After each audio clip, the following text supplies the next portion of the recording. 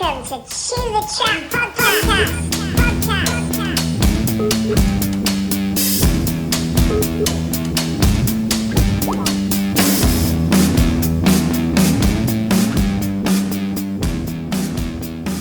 Wednesday afternoon, drinking vodka out of a mug. Yeah, rural. Yeah. Just with the people, and they're having the crack, and they're sort of having the crack with him because he's English, but his Russian's quite good, and so they're quite surprised. I think he had a Belarusian missus. Right. But he went there, didn't he? But there was no lockdown.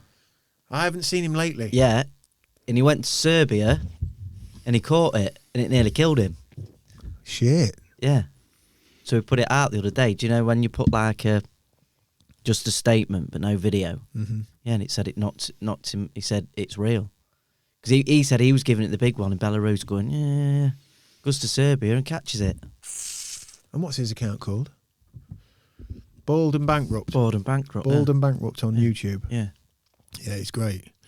Do you watch that Sean Atwood? He was in prison. I love Sean Atwood, yeah. Big shout, Sean Atwood, True Crime Podcast. And he's been doing a hell of a lot on the Epstein thing, hasn't he? Yeah, he started to. I ain't got into them yet, but I've watched a lot of that. I wanted to keep with it, and Ghislaine Maxwell and that whole, yeah, that's dark, that is. It is, isn't it? Yeah, and it's real. It's fucking real, man. I mean, Ike's been exposing that for 30 years, and all that's happening is things that he's been saying have been not just being proven true by other people, but people are getting banged up. People are, it's fair and square, But I don't. What can I do to Prince Andrew? Yeah. Well, this is it, because she's Ghislaine Maxwell's been arrested, hasn't she, on 3 indictments, and she's his good close friend, and there's a hell of a lot of evidence that puts them in all sorts of situations, Andrew and that. So we'll see. But I don't know what does happen. It's murky, innit? But don't you think the further we go into the new world, into the internet, the exposure of information, like where we are, like how much shit can you keep in the fucking cupboard now? Eventually, over time, and the bigger sensations that start to happen, it's exponential. Some more happens, because once you start lifting the lid, then more. Well, there's another bloke, and he was an ex-vice copper, John. Is it John Wedger? He was called, and he was a whistleblower, and he's got satanic abuse in that. He's got loads of information. He's like, it goes right up, and he said to the highest. Yeah, echelon, and he said he'd say something at Scotland Yard, and had got no, be quiet. Well, they have what do they call it? It's a I forget the term. Is it a D report or something? Have a look on the internet, Aidan, if you can find. It's weird hearing yourself in headphones. Yeah, you get locked in after about 10 minutes, and a couple of astrologers, mate. Yeah, you'll be fucking. That's why I brought them down. There's a term which is used by the royals, and I think I'm not sure how far down the power structure it can be used, but it's a term used for kind of information where for public interest. Yeah. It's like I'm sure it's got the letter D in it, or something, like a D report or a D. I think it was someone on Atwood. It was someone on Atwood that I saw talk about it. He was ex-intelligence. And it's basically just a broad sweep where that don't get out, basically. And it's like a legal law that they can implement. They've got the power to implement it, and it just means for public interest. So therefore, it's for the best for us. But do you notice everything's going to the past now? Everything that was what you grew up and looked at now is getting ripped apart, and it's like musicians, and you think DJs, and it's like, what? Mm. And it's all blurring as well with. It feels like with a lot of the American stuff, with that whole, because obviously we've got all the riots and we've got the Black Lives thing and that, but the Me Too thing that was happening, it's like the reality of abuse, and that's, fucking what about Cosby and that? Yeah. He was up to fucking all sorts of dark stuff, and he was like your black granddad, wasn't he? Yeah. He was literally like, you looked at him and he was like, yeah, I'm part of the Cosby family. Yeah. Do you know what I mean? And he was drugging young girls and... It's crazy. It's crazy. Anyway, Stef Smalley. Cheers. Cheers. Let's bang vessels. LiveRiot. IVFT. Yeah. The list goes on. Yeah. Local drumming legend. Yeah. Oh. Thank you for giving us your time. Yeah. We discussed conspiracies off the bat. How have you been? Not too bad. How are you? Yeah, good. I'm. You're in holiday mode, aren't you? Yeah, I am. I'm in that place where I want to tie everything up before I go. Do you know what I mean? Like, I've got some work stuff. This podcast. Make sure you took the milk out of the fridge so you Yeah, don't all want that that on the shit. turn. All that shit. You know, like the house squared up so when I get back I'm knackered. Yeah. I don't have to fucking Uber or anything like that, you know what I mean? So I'm in that mode, but I'm close to just being able to just say au revoir, I'm off ski. France. I was meant to be in Cyprus. Yeah. And did that get pulled? You had to pull that obviously before because it was in the midst of the lockdown. Well, I was at work and we was talking about it and everyone's going, yeah, no. But me and Mrs. Rachel on about it.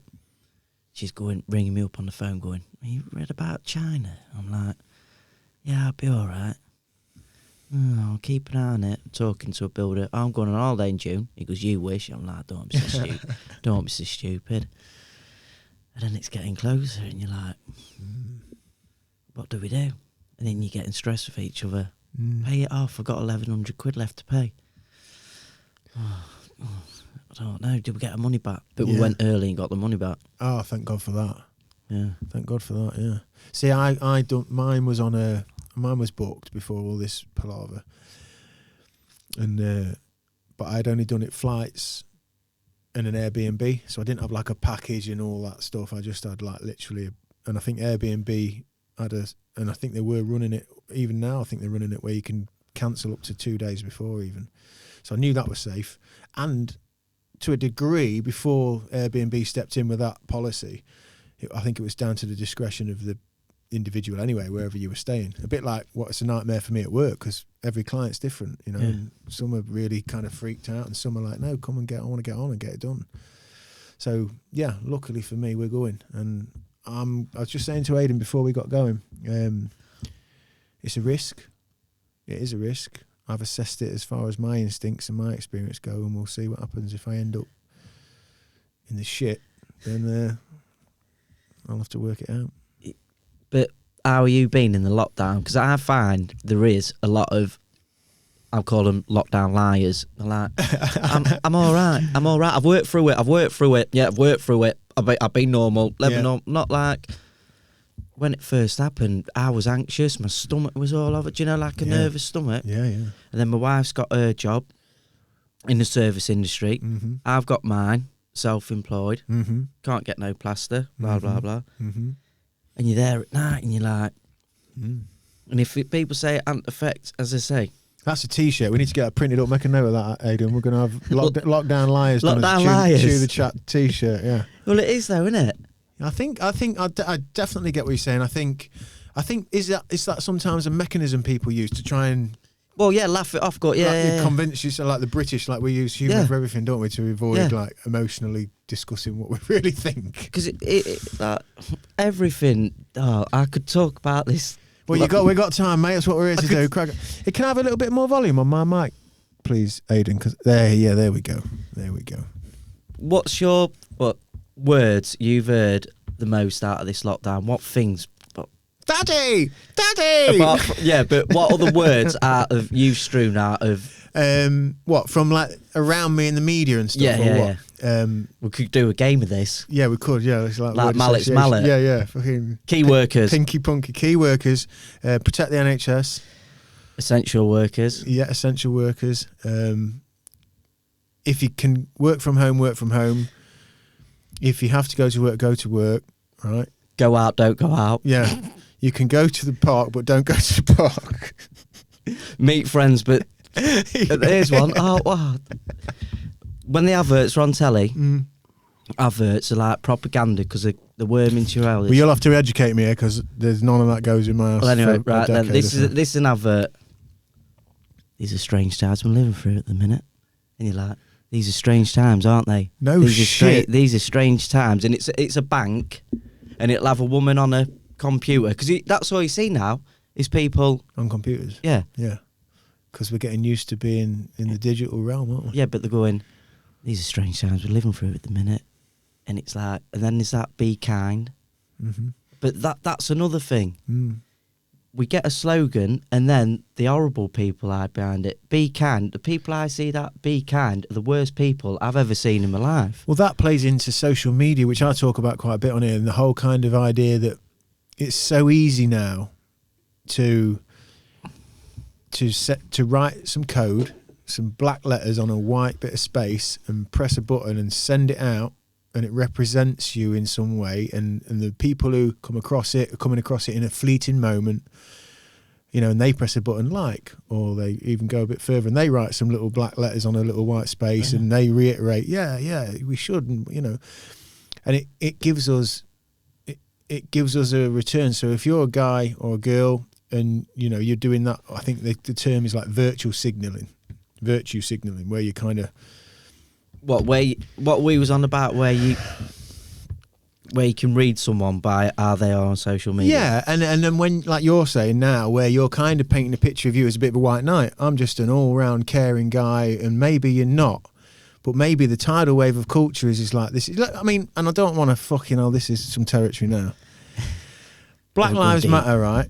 Black Lives Matter, okay. Yes, they do. It's easier for us to say where we live, in the city we live in the UK, where the black population isn't enormous. Yeah. You know, I'm being straight up and honest here. I grew up with black friends, got fucking some, you know, I just don't see any different. If someone's black, they're black. If someone's fat, they're fat. If someone's white, they're white. If someone's a cunt, they're a cunt. That's just how I see it. Now, it's not like that in the world. It's complex. But coming back to social media and kind of virtue signaling, or even not even virtue signaling, people meaning it, but the dynamics of the way we communicate in code now. So you put your little black fucking thumbnail up, yeah, and you write your hashtag because you've seen that's the hashtag. And you do probably mean that. You probably do mean in that fleeting moment, just as you're having your cornflakes, about to start your day, and you see fucking black spots everywhere. You think, fucking hell, shit, everyone's really kind. But I better put a black fucking thing out there. Hashtag fucking I'm a good guy, you know, whatever. And you mean it, and you want the best. Most people, there's a fraction of these people who are trolls and want to fucking do and stuff. But I think the actual way we're communicating, the way that we're being herded into, like you just said, the adverts, you know, it kind of pays itself, us doing this, like, to do. If you don't do that, you're not a good guy. So fucking hell, I better change my face to a fucking French flag because there's been an atrocity someone's said, and oh God, you know, and as bad as things are, what do? And then they're gone. Next day, gone. Yeah. You know, and then you're shouting at someone in road rage, you fucking get out of, you know, like, and your Black Lives Matter. Do you know what I mean? It's weird. It's just like a passing. It's for a bit. It's for 3 months, I think. There was that hashtag be kind, and then all this COVID comes, so that got to the thing. Mm. But some people hide behind it who are the worst of the worst. Could have got, be kind. Hashtag be kind. Mm-hmm. And they got them writing be kind in their fucking front room window and that. Yeah. Yeah. What's that one that people always have in the living room? Is it live life or something? I don't know. People always write it in the living room. It's very confusing.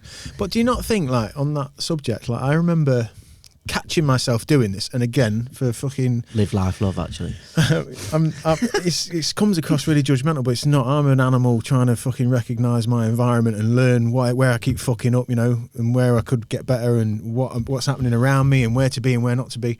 I can remember when social media was kicking on, and like all of a sudden you could say happy birthday to somebody, right, without fucking having to get in your car and buy a card and fucking make the visit. Come on, we've got to nip and see fucking Uncle Derek. But we haven't spoke to him for ages. He's a miserable old cunt. Yeah, but it's his birthday. Come on, fucking grab a card and fucking hello, you know. And that was lovely. And then now, Derek's on Facebook. He is. Oh, fucking brilliant! Happy birthday, Derek. Hope you're having a lovely day. Kiss, kiss, kiss. You know, boom, gone. Fucking job done. You feel good. I've done it. Lovely. He's happy. He's got fucking 200 happy birthdays. Then the algorithm picks up on it, yeah, and also it's absorbing all of our information all the time, isn't it? So like everybody's on your Facebook, it's got everybody's birthdays and all that, and then all of a sudden I don't know, a couple of years past, I just noticed it all of a sudden. Like I could feel like, oh, I'm copping out a bit here all the time. I'm just, and then you're getting reminded it's people's birthdays. You didn't even know it was their birthday, and you're saying happy birthday to every con. You're saying happy birthday to someone every day. Yeah. Like, hello, Dave, happy birthday, mate. We'll have to get together and have a pint. Blah blah blah blah. I feel great. I've talked, and then now I think it even does it for you. It's like you can have. You can just have it like remind you, and there's a button you press and it just says happy birthday with balloons and shit popping up on the screen. Yeah, but what about if you didn't say happy birthday to him?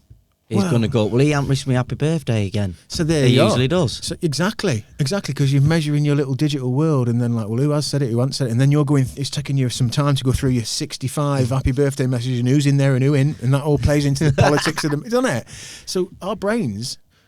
We are rewiring ourselves with the way we send code. We're sending code. We've gone from this, sitting in front of each other and reading each other's vibes and feeling the energy, and kind of how many people are saying crazy shit on here that they're not going to say when they bump into you at the park?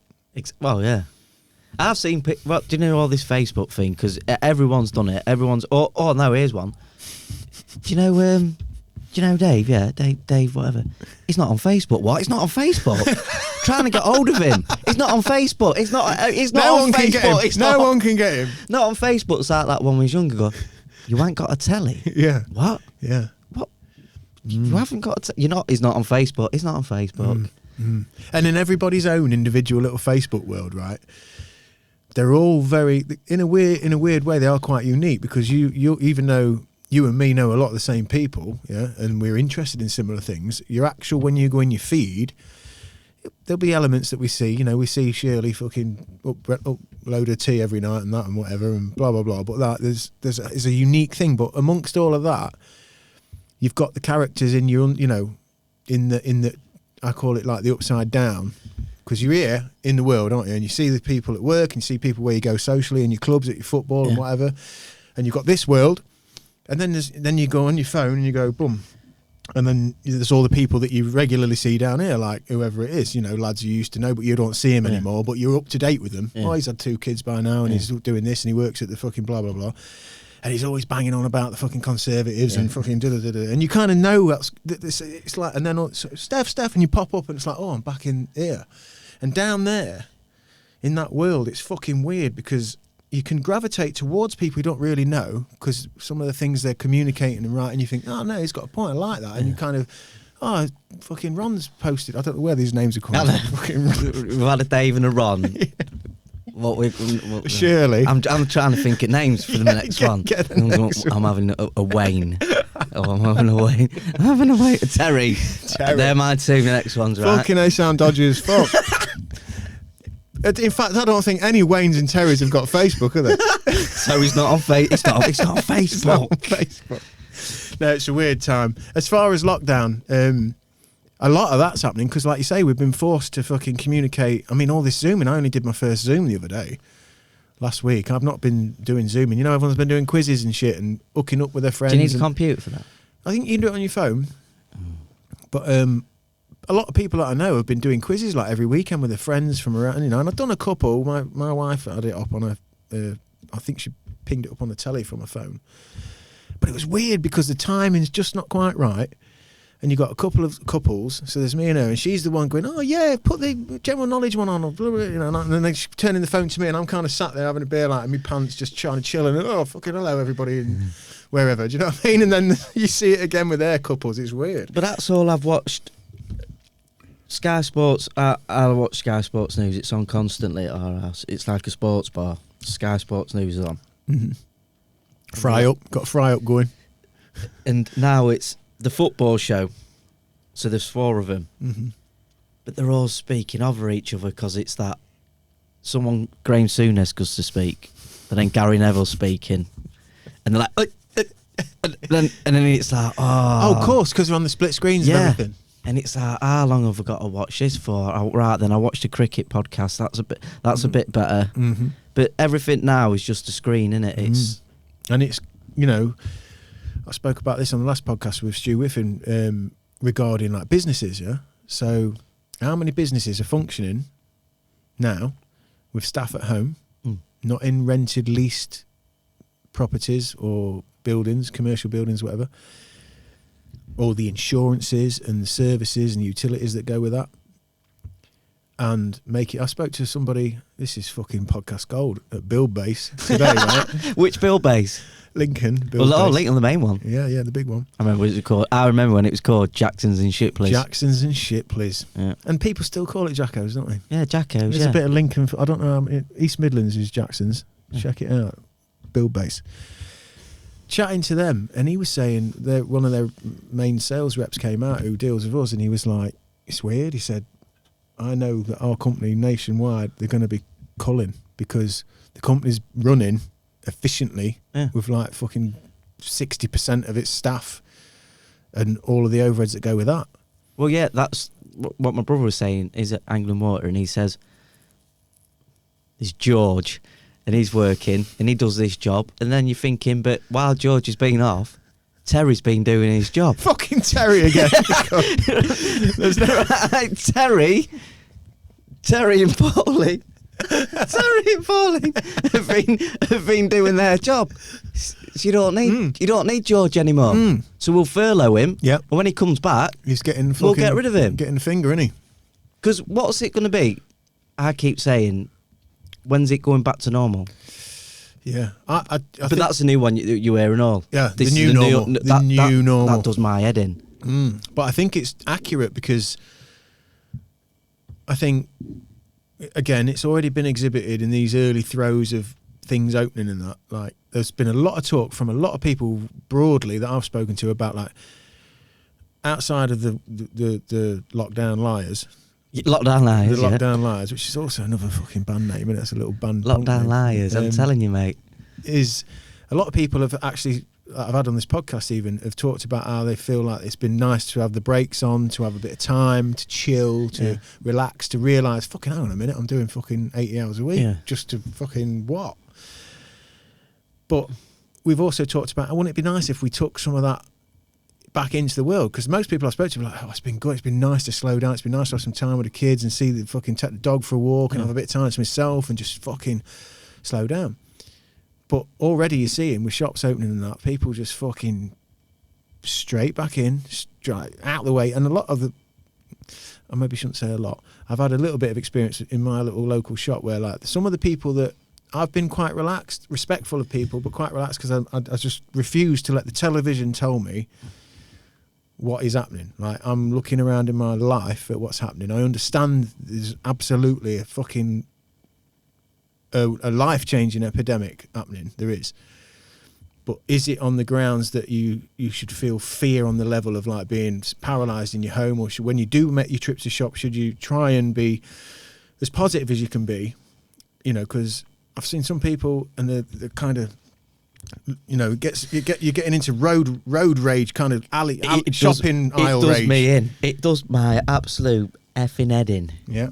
It stresses me out. I mean, Rachel's good at it. She went, when it was first in it, she was like going shopping and that.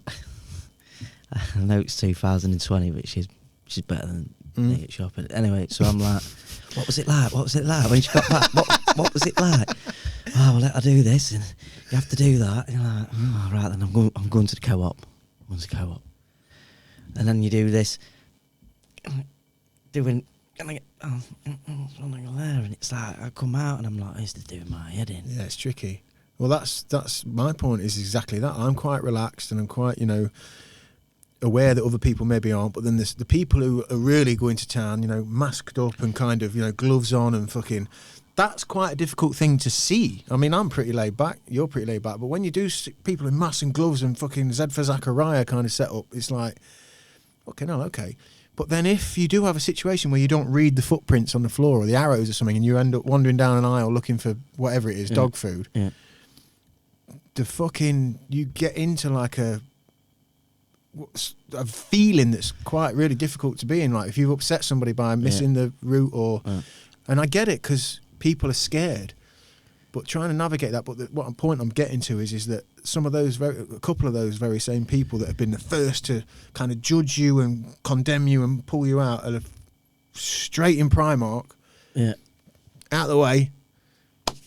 Well, it's little people. People are getting their, I think, people are getting their chance in the sun There's like I was queuing up for B&Q, going through a lot of commercial. Do they get money for every time? I don't you know. say We so? fucking should do that. Let's work that out. Aiden, write that down. Let's get B&Q. We said a lot. B&Q, Bill Base, Co-op. Co-op. They might buy some more land. Oh no, there ain't any more land to buy what they ain't got. Do you know what I mean? We'll get this sent to them. Well, this is a affiliation. Well, podcast. I was queuing up in B&Q. I could get some staples. Do you know what B&Q stands for? Somebody tell us what B&Q. Do you know what it stands for? I thought you was going to tell me. I would love to be able to tell you. Is it bargains and quality or something? That never goes well together, though, does it? No, not in the pound shop. It doesn't. See if you can find that out, Aiden. What does B&Q stand for? You're number 3. I think it's their names. Richard Block and David Quayle. Fucking dropping knowledge on the Tudor Chat David podcast. Quayle. David Block is... Quayle sounds like he probably plays cricket. Block and Quayle. Lives in Surrey. Yeah. Yeah. I'm just going to have to shut that fridge door because it's fucking rattling. It's cracking me up. 2 secs stuff. B&Q, dropping knowledge. I'm thinking that's a bit too light, that making me look bald. You can't look bald next to me, mate. Okay, a bit.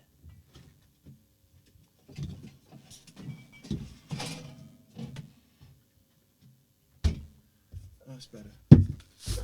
You were impressed by that, weren't you? That knowledge. Everybody writing if you're impressed by the B&Q drop there. Yeah, so where was that? Yeah, queuing up, get some staples for work, right? Just queuing up. Get there and there's a woman there. You've been here before, since it's been like this. Stand there. Do you need a trolley? I'm like, no, I don't need a trolley. I'm just getting staples. Right, then there's a one-way system. And you go in that way. And then I was like, right, then we'll go in there. And I'm like, I wanted to look at. I like looking at the lawnmowers and stuff like that. I'm like, but I can't. I've got to keep going. Do you know what I mean? We need a new bath panel, but no staples. Just going for the staples. Get the staples. I'm in the queue. I get to the till. Put them on that table. Stand back. Yeah, like it's going to blow up or something. Right then. Where's my card? Where's my card? Yeah, I've got my card. Dude. Right then. Take the staples. Now, take the receipt. Good day. I'm like, bye. Didn't they do that thing where they're like everything's kind of left in the your change and your receipt and all that's kind of just left for you to collect from like somewhere over the other end of the till? What, a bit like in a tray when you go on holiday? Yeah, it's like that does your head in. They almost feel like they're going to give you it and you go for it, Yeah. but then it just gets like left over there and you're like, oh, sorry. And I just got home and I just spoke to my missus and I just like, I just freaked out, said it just did my head in. Yeah, it's weird out there, man. It's weird to navigate. But what's it going to be like in November? OAPs ain't going to queue up, mate, to get in Lidl's in it's November. freezing. I'm going to be dropping like flies. Yeah. Yeah, I didn't think of that. Is it still going to be happening then, is it?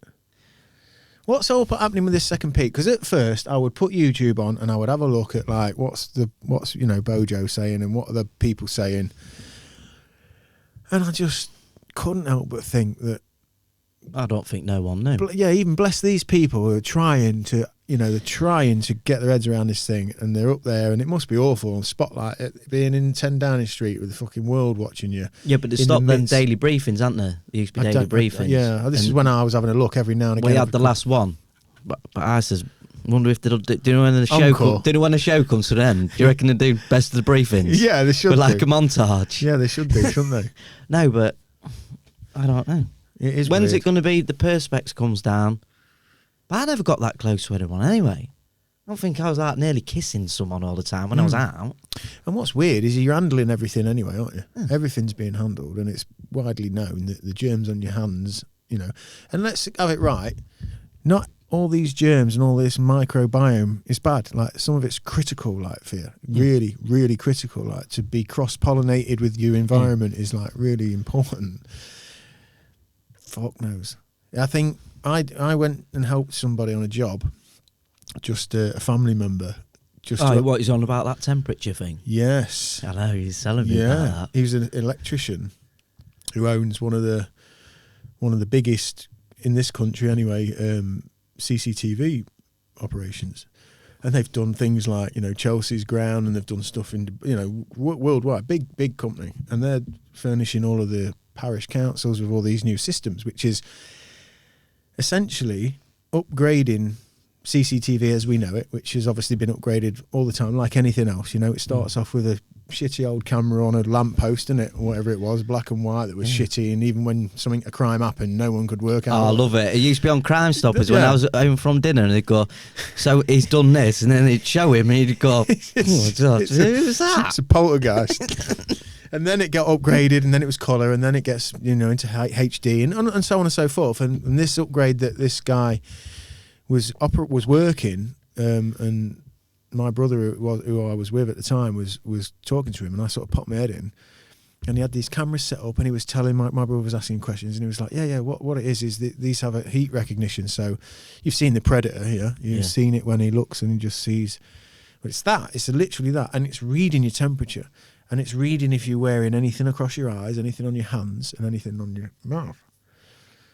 And he's telling us all about this. And it's already being implemented in a lot of places, and it's basically like a mandated situation. Like, this is what the upgrade of CCTV is, which is, I went in there and I was coming down with a bit of I had a bit of the snivels. I just had a bit of a cough. Not man flu.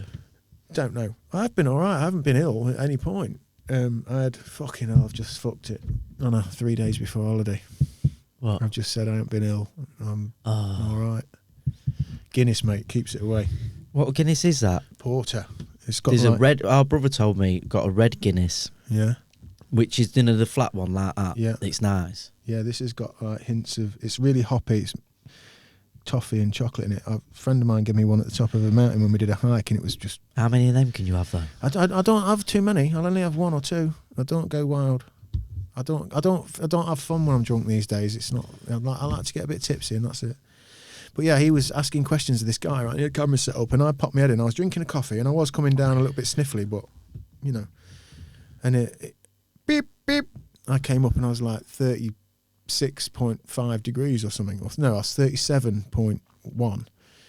And the guy says to me, "Oh, you're ill. And I was like, am I? So I thought, 37 degrees is a body temperature, isn't it? And he's like, well, no, we normally reside at 36 and a half, but yes, 37. I said, well, okay.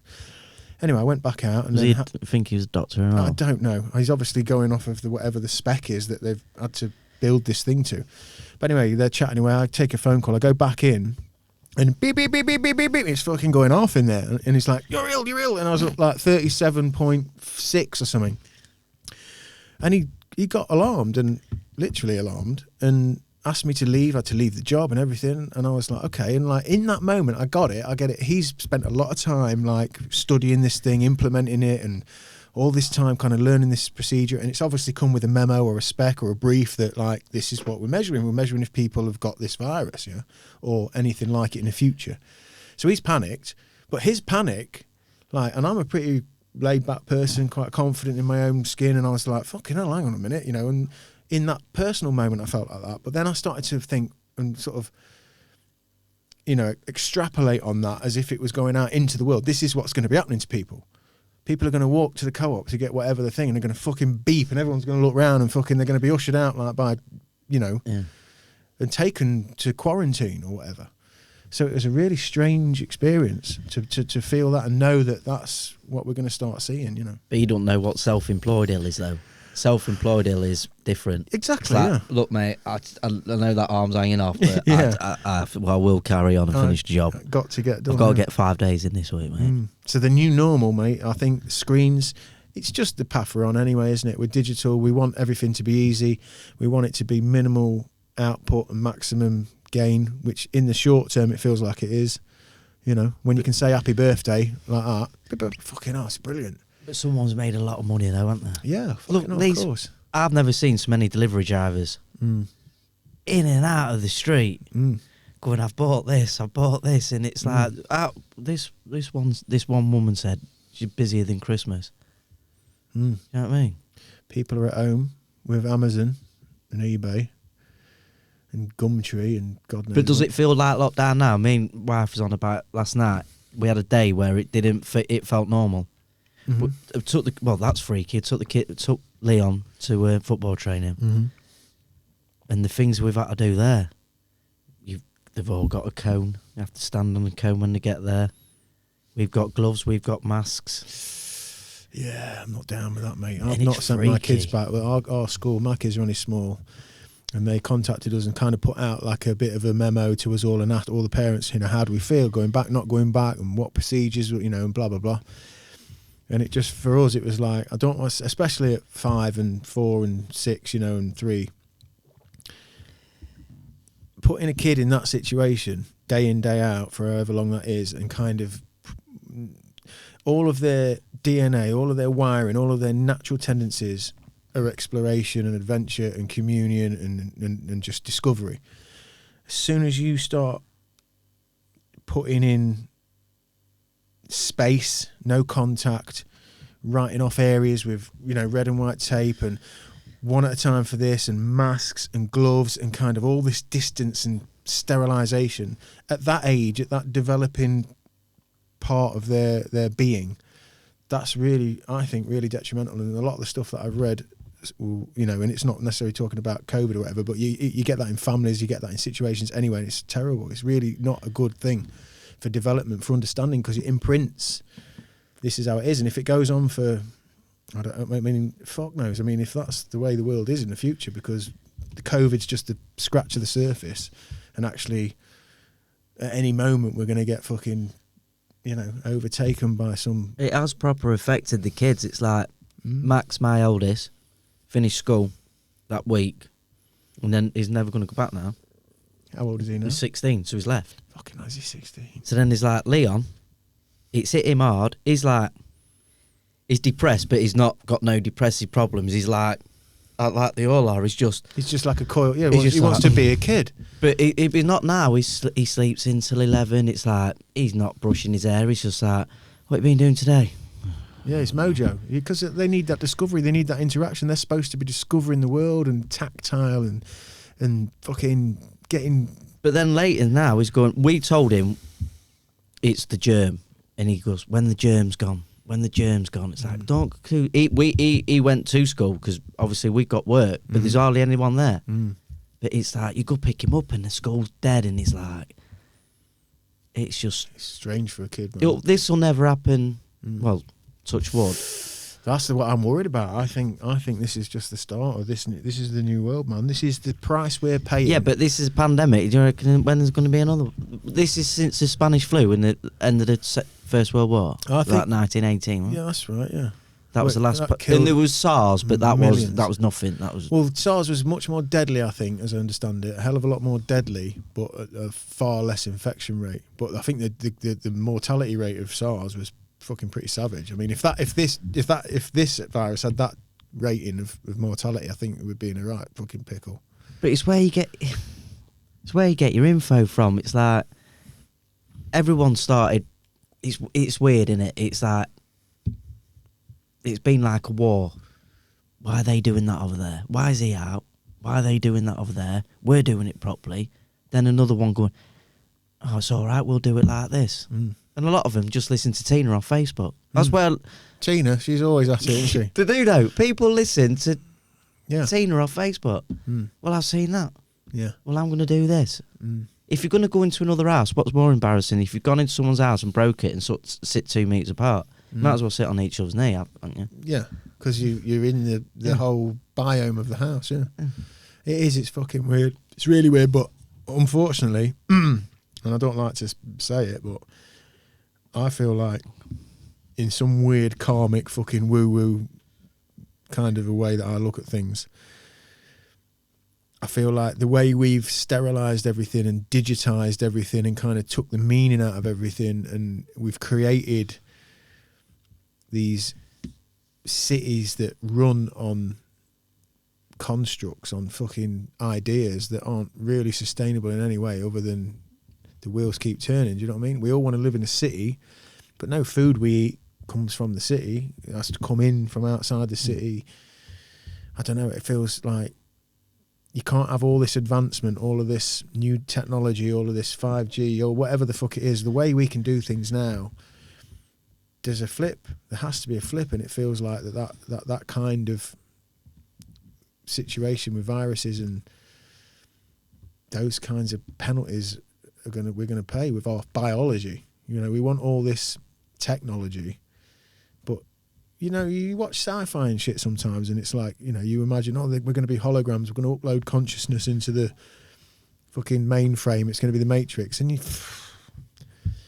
but everything that we've perceived before now, you know, in some way or another, whether it be through film or book or whatever, kind of comes into some kind of fruition, because like if you think about it, and now we are going a bit complex, but whatever. I've got some great space facts as well. We're going to space now. We'll be here till tomorrow. I like got some right space ones. I like it. Well, that's I like that's a title. What? We'll be here till tomorrow, because it's like a double entendre, isn't it?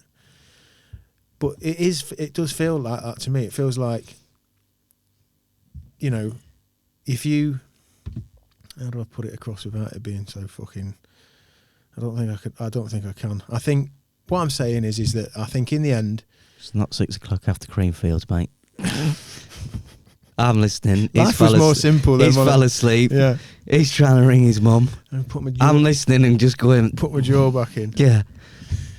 I just think that we're at a point where like all this evolution, all this technology, we're up.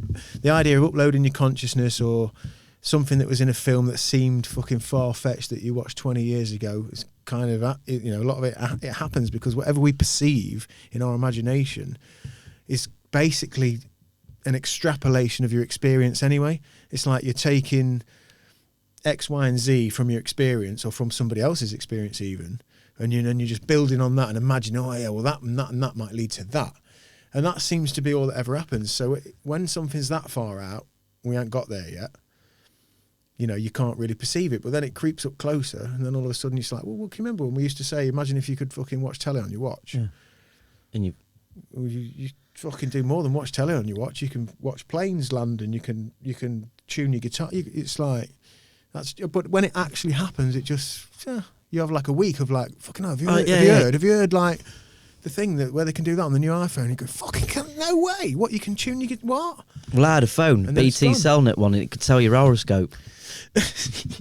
That's gold. Do you remember that phone? It had no back on it. So, yeah. It went doo-doo-loo, doo-doo-loo. Yes. Yeah. I was the only one who had a phone, so it got hammered. But yeah, you yeah. tell your horoscopes. That was in 2000. You brought technology to the lads. Jesus Christ. I still got the same phone number. Yeah. Have you really? Yeah. Fucking hell, solid. I know. That's solid stuff. Sensible, that, isn't it? Well, speaking of, in fact, give us a space fact before we move on. Space fact. If you were to fly 600 million light years away and land on the planet and look back at the Earth with a telescope, you'd see the last days of the dinosaurs. Hang on a minute. I think it's 600 million years when the dinosaurs got killed by that comet. So if you were to go to so this is about if you were to go to land on a star right. that was that far away and look back at Earth with a telescope, you'd see the last days of the dinosaurs. So that's a play on the idea of how long it takes to travel that time and I guess the infinite. Yeah. That's not true. Is it not? That's not true. Have you checked it? No. I'm telling you, I'm not quite sure with the numbers because you caught me on the op, but I've put it out there. I'm telling you, it's half true. Oh well, that'll do. You'd have to. I think it's like you'd have to travel faster than light and then look back at the light that you've overtaken. Yeah. Get us some verification on this, Aidan. But you can't travel faster than light. Can we not? What? Nothing can. No. Do we know that? Yes. But it is half true. Half true. Thank you. I don't know. Is it 60 million years? Is it 600 million years? I think it's 65 million years since they went extinct. Oh, yeah, it'd be 65 million years then. Right. But here's a fact for you then. I think it was more than 65, and fucking verify this, and Jesus Christ, I have a moment of like this in every episode of this now. I think there is more than 65 million years in time between Tyrannosaurus Rex and fucking, what was the other dinosaur? Oh, what? There was on the Earth. So at the time of their existence, Yeah. which this spun me out, and I can't remember what the species of the other dinosaur, but again, fucking, Triceratops. was Was it Triceratops? It was one of the famous ones, Yeah. which blew my mind. I was like, what? So you're going to have to try and dig that out, Aidan, because that... Are you still doing the one that I said? Found it. The T-Rex lived closer to humans in history than the Stegosaurus. How weird's that? So that's a lot. So there's more than 65 million years between a Stegosaurus and a Tyrannosaurus Rex. Like that, the gap between them two existing is longer than us and the fucking dinosaurs. Full stop. So that, how mad's that? What was the age before Jurassic? Was it something else? It was Jurassic. It was the green stage of something Asic. There was a stage before the meat eaters came. It was like Well, I just thought they all let leaves, didn't you? yeah, but there's a name for it. It was something Asic. There's Jurassic. There's something. I think there's 3. There was a stage before the Jurassic stage, which I think was a lot of the leaf eating kind of big dinosaurs that were not eating each other. I've got another one, right? Mm-hmm. I don't know whether... Don't try and... Right then. If the whole of the existence of Earth, right? Who's that? What's his name? Brian Cox. Yeah. If the whole existence of Earth. Right. Is Nelson's column. Nelson, I'm not aware of Nelson. What is Nelson's column? No. That big tall structure. Where? Where is it? Right, it's in London. Is Right? it? Yeah. Do you know, why am I not aware of that? Anyway, that's life, existence, right? And the old human being is a postage stamp on the top. Right. Because we've only been around. How long have we been around, humans? Well, again, this is open for debate, isn't it? I think it depends how far, where you classify like a Homo sapien from like a whatever next in line is, like Homo erectus or whatever it was. I think it's, or they think. What was Ian Brown? Ian Brown. Dolphins were monkeys, wasn't it? Yeah, great song. Dolphins were monkeys who came from the sea. Yeah, there is that is. Yeah, from the sea. I think I think they found remains of like it's over 200,000 years. It's over 200. There's a guy from Italy, in Italy, who was frozen. Oh, what in the Alps? Something like that. Yeah, I think frozen in some kind of avalanche or something, and he was old for a bit. There's I'm sure there was an update on this recently. Fucking no, this is bro science going on here. We need some answers, man. You need to justify. I come in here on the op. I've right. said them and not even researched them. What you got, Aidan? 200,000 years ago. That's right. Right. First civilization was 6,000 years. Sumerians. It's nothing. Yeah, I think something like that. Sumerians, powerful Sumerians. But that's nothing. See what I mean? Yeah, that's in the blink of an eye. That's a postage. Okay, I've got some verifiable. This is quite easy to verify. I think we're universe-wise, are we at 14.6 billion years old or something? And I think the Earth itself is something like 4 billion years old. So if you think, and I often think about this, if the Earth's been rocking for 4 billion years, and in that time, obviously, it's had to go through all the different environments and warm and cold and different life forms come around, but 4 billion years, how many times have civilizations and life risen up and gone? And you've not known. Like the dinosaurs. Yeah. And God knows what else. You know, like I'm always fascinated by Neanderthals and like the cave people and stuff. Do you know what I mean? What, and the amount of walks along here at one point? Yeah. And we apparently crossbreeded with the Neanderthals, Homo sapiens. We apparently like crossbred. Well, how many years? How far is you? 200,000 years? They reckon at the minute 200,000. See, that's years. Nothing. But I know that's that. Yeah, it's, in the grand scheme of time, it's fucking nothing. Yeah, absolutely zero. Yeah. There's another one. I'm going for it. Go on. Reach for the stars. You're on your second astrology. There's more planets and stars than there are grains of sand on every beach in the world. Okay, you got some work to do here, Aidan. I've got one for you then, while we're talking about grains of sand. There is more Hang on. Fucking hang on here. Jesus Christ. We are at 5 o'clock talk, aren't we? On a fucking coming out of Creamfields in 97. I'm sure there's more It's the one that atoms. Yeah. Hang on a minute. What populates an atom? Oh, Aidan. What do you say? Sorry. What populates an atom?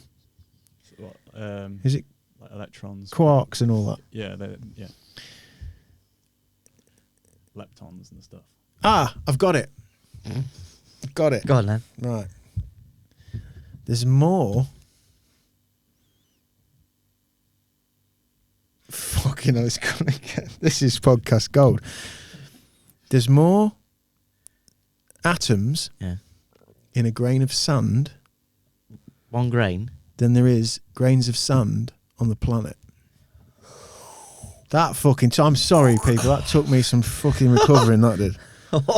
Can we verify that, please, Aidan? Right, what was that last? There's more atoms in a grain of sand Yeah. than there is grains of sand on the earth. Have you ever looked at a beach and put your hand in and pulled it out and thought, I wonder how many grains of sand there is Yeah. and then look down the beach I and just say it thought, to my "Fuck missus and that, me." and I just go, Steph, you're a dickhead. Just push the pushchair, mate, will you? Are you going to get us some chips?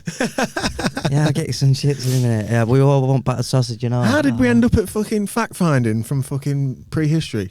I don't... Did you... We need to colonise Stephen Hawking's before he died, so we've got to colonise, haven't we? So Right. we've got to find something that's in our neighbourhood. What, Mars White or something? Well, like that? way further. Really? Yeah, but way further. Is it Kepler or something? I'm not quite sure. Fucking hell, Steph, you're dropping knowledge. Right? So we've got to get there. And they reckon they'll send, do you know, a SIM card? Yeah. They'll be the first rockets that'll go there. Like a What, from rocket. like 4 Boys or something? And it's like got to go so fast, it is unreal. He says, we've got to do this in the But next 100 years. People are doing it now. What, Thinking planning? We've got, yeah. Well, I know we're terraforming on Mars a bit, aren't we? We've got to go to another planet. But then again, that's going to get messy because the Americans are going to go, well, we've got here, we've done this. But the Russians are going to go, well, we've got here, this is ours. Yeah, the space race is happening now just for minerals and things. I think that's already Well, they're happening. going to do it on the moon, aren't they? Yeah, But India are in it, and Mars. China are in it. They're Yeah. in it. They're superpowers, aren't they? Yes. Yeah, France, China, India, obviously USA, Russia. There's already kind of stakes being claimed for who is owning what, meaning who gets there first, I guess, in terms of minerals, because it's so mineral rich on certainly on things like meteors and things like that. Fucking hell, we're getting out of a depth. But here. what is that though? Because I was watching QVC and this woman was showing this QVC, ring, and she was yes. going, "This is from the moon." This. Oh, they'll tell you anything, man. She had to talk. I love it. I've got to talk. She goes, "It's from the moon." I was thinking, "What do you mean that stone's from the moon? How they got it?" Well, it's probably just a mineral that the fucking you can find in your back garden that is But also is on the moon, common I know. and on the moon. And that's how the QVC fuck your life up, innit? Because before you know it, you're getting a fucking I was grand. watching it on New Year's Eve just to see if anyone's still watching it. Do you know what?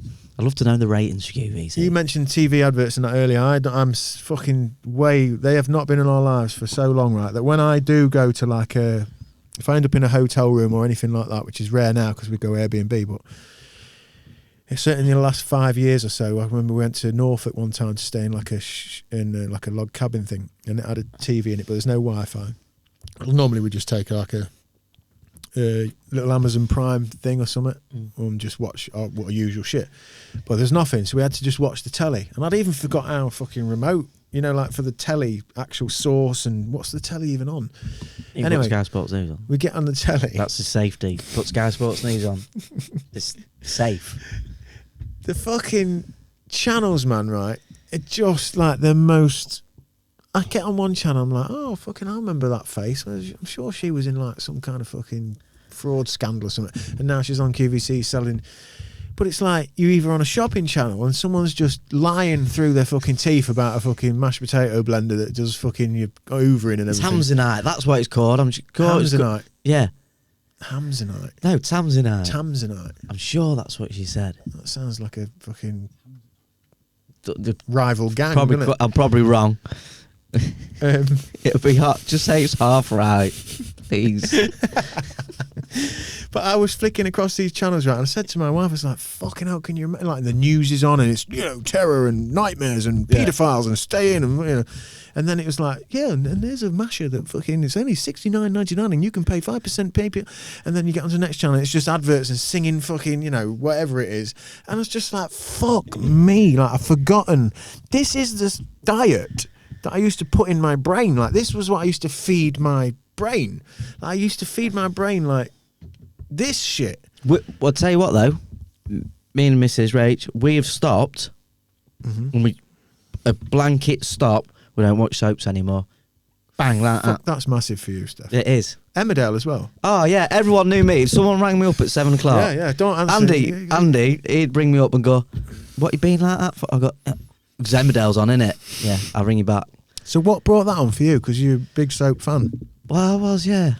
But hey, we all did it back in the day. Do you remember EastEnders? Yeah. And you'd have one of them and you'd be like that. So everything went false. Yeah, you could and see you'd be just through watching everything. some people going to a pretend bar. Well, back in the day, we used to spend a lot of time together. It was EastEnders, wasn't it? We used to smoke Everybody's talking about it. a lot of herb, didn't we? Yeah.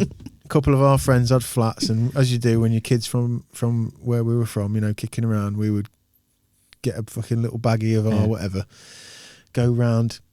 We'll use some random names, Martins or Clemos. Yeah. And 9 lads would be sat on a 3-seater settee, wouldn't they? In their jackets and that. Everyone's got the with a coats on. Daily Sport Daily doing the Sports rounds. doing the rounds. Like, fucking come on, pass it on. Little joint or a turbo kit or whatever. And yeah, like you say, someone would put the fucking, normally whoever's flat it was just watching the telly, and we'd be in there. And then you'd have your turbo or whatever you had. Then all of a sudden it's I'd go like this. I've got to come away from the mic. I'd go. Just slip back into your chair. And then all of a sudden you went from, I'm not condoning any of this behaviour, by the way. It's great fun. Do what you do. All of a sudden you'd be watching and you'd just realise, you'd be like, why are all these people pretending to be other people and fucking about like this and That laundrette's not real. Wearing makeup and this? They're having their lives so complicated, but it's just they're just pretending. It's like you'd be watching it, just going. And then, but this leads me on to another one. It's in the week, so you've been grafting. You get to 9, and I'm like, so you probably watched EastEnders and that, and it's getting to 9, telly's getting a bit rubbish, you're like that with your mate. It's getting to 10:15, you're like, I want to go. Right, then I'm going to say I'm going. Yeah, trying to leave a bunch of lads having a smoke is hard work, isn't Go it? for a week. Where are you going? Where are you going? Oh, get him back in here. Hey, do him a turbo. Sit down. No, I've got to go. I've got to go. We've got work in the morning. And then look out. Fucking van's blocked in. Oh, God, I'm going. And before you go, nip up to Fornelli's, right? Get an 8th off him, yeah? Get it laid on. Bring it back here. Tell him that Wayne will pay him next week. Oh, yeah, but I can't because... if you just fucking do that for us. If you're fucking off, at least do that. Yeah? And bring it back down. But you knew you had 2 lads with you who wanted a lift. Yeah. And they weren't going to say shit. They weren't going to say. As soon as you were, go, oh, yeah, I'll come with you. Gives a lift home. It was just like, oh. Yeah, we were a bit rough to each other in that way, weren't we? That was in the week. They try to do it on a Sunday morning at 7 o'clock. What was funny for a bit, where we, in this particular building I'm thinking of, Trent View, where we spent a lot of our time, high rise, was it 14 floors? 15 floors on the Airmine East West. Canadian verify that if it's 14 or 15. I can remember we had like a mate on the 8th floor, a mate on the 12th floor, a mate on the 3rd floor. And what I used to find funny when I used to rock up there, it was like you'd press the buzzer for whichever, you'd see the lights on the way up, like who's in and like who's likely to be at, I don't fancy it in there tonight because the fuckers will make me stay and watch EastEnders. I might go and see if Tomo's in or whoever's in. And then you'd go in one flat, and there'd be 10 lads in there, and there'd be, like, you'd see whoever it was, Izzy, who's taking the fridge apart and fucking putting it back together with like control pads and shit. And then you'd come out of that flat and then you'd go up into the next flat and you'd realise, hang on a minute, you were just in your Bentham would be sat there. And you're like, how have you got here? You were just, and then everywhere you'd go in these different flats on different floors, you'd have the same people or different people kind of invariably moving around and like just fucking all chasing some kind of crazy escape. Just trying to get out. I'm going. I'm just going. Or, as I say, the worst thing. Do you know you go out to the quarry, Ashby? It's a dancing establishment. Dancing late night, raving out in the middle of nowhere, wasn't it? Eden was the quarry. Yeah, and Ashby was a variation of different stuff. It was they had people like Alistair Whitehead. Oh, it makes me stomach go now just thinking about it. Do you know, like just like oh. Well, because we weren't necessarily, just to paint a picture for listeners and people watching, we weren't like, I guess, we weren't like the most conventional at going out. We weren't like all getting dolled up in our nice clothes and I didn't even like the I'll confess now, I didn't even like the music. Yeah, I didn't go home and listen to it. I couldn't stand it. Yeah. But they're not going to put Genesis on, are they? No, not in a. You know, back then, we're talking mid-late 90s. It's like it was all, we were quite trancy when we were on it, wasn't it? It was all kind of people like. Or in the lyrics, they'd all be singing about angels and stuff like that. Paul Van Dyke for an angel. Yeah, it would all be like it would always some woman, some like thingy woman singing a song, wouldn't she? Yeah, she'd have sunglasses it's kind of euphoric trance. But if you got into I preferred the darker side, like Timo Maas and that, and people that was a bit more sort of glitchy and dark. But we weren't conventional. Like, we weren't young lads all putting our best, nice shirts and whatever on and going down to the bars and chatting girls up and having nice drinks. And then we were like we say, sat in the flat. Fucking forcing each other to do ridiculous things, and then literally heading into town at like 12 o'clock at night. Chardonnays. Yeah, have a quick scoop where the coach was going from, get on the coach, abuse whoever was in each other, whatever, just banter just off the charts, and then just disappear into the like you say, the electric neon madness of dance clubs. Well, like, you'd get to me, I'd get to about 3 or 4 in the morning, someone would be dancing, I'd go, what time's the coach going? What time's the bus going? What is it leaving at 4? It was half 4. Right, then I'm going to go out now and check. Yeah, it's there, the bus is there. Then you get... You fucking did do that as well, that's just come back to me. My God. So then anyway, but I always liked it after, do you know what I mean? But then I'd go back and I was playing football. Parties after you at people's... Yeah, you go back to someone's house, and how come the clock from 4 went... Yeah. I'd be like, I've got football, I've got to meet at the Imp, I've got to be at the Imp for 10. We're playing away. Steph, it's 5 to 10. Oh, God, I've got to go home, Ben, my mate. Rather than, I'll go to your house, you come to my house, I'll have a shower, get your stuff, get on the... Not a dot sleep. Right then, it's a county cup. Oh, it's gone into extra time. Look like Casper. You die out there. You'd had no food since Friday. You're playing football. It's February. But then you go out on a Sunday night. Yeah. Back down Badgers and wherever. Recover Monday, Tuesday. Wednesday, I'm never doing that again. Thursday out. Oh, yeah. And in the end, I started going football training. That was it. Yeah. They were chaotic times, indeed. But it was. If you think about it, it was short times. It wasn't massive, but it was... You talk a lot about it. Well, it's because a lot happened in the short space of time. Yeah, from the age of 18 to probably, I don't know, 22. Yeah, so 4 or 5 year period of like, but they're kind of formative years, aren't they? You get the keys to the kingdom. 18, it's like, fucking hell, we can go out and we can drink and we can do what we want. And the 90s, as we'll get to in terms of music, we lived through early 90s baggy, Manchester as kids in school, to then Britpop as we were coming of age a little bit as older teenagers, and then eventually the whole dance scene. So we, if you look at the 90s, really, the 90s was I guess everyone can say it from a generation or two into the future when they look back at their own lineage, but it does feel like the 90s was one of the last bastions for kind of like real independent, punky kind of stuff happening. Do you know what I mean? Like, it all feels a bit homogenized and a bit formalized now, and kind of... Well, there's no scene now, is there? Is there a scene? Everything's neatly packaged into kind of... And I'm sure there's shit going on and the kids are into the thing and we ain't got a fucking clue, but definitely feels like, broadly speaking, when you look at the 90s, a lot of... I mean, I don't know how many songs have been written in the last, certainly 10 years, that are going to make it into like the great songbook. Alongside the Kinks or the Beatles or, Dolly Parton or whoever the fuck. I don't know. As I say, I don't listen to.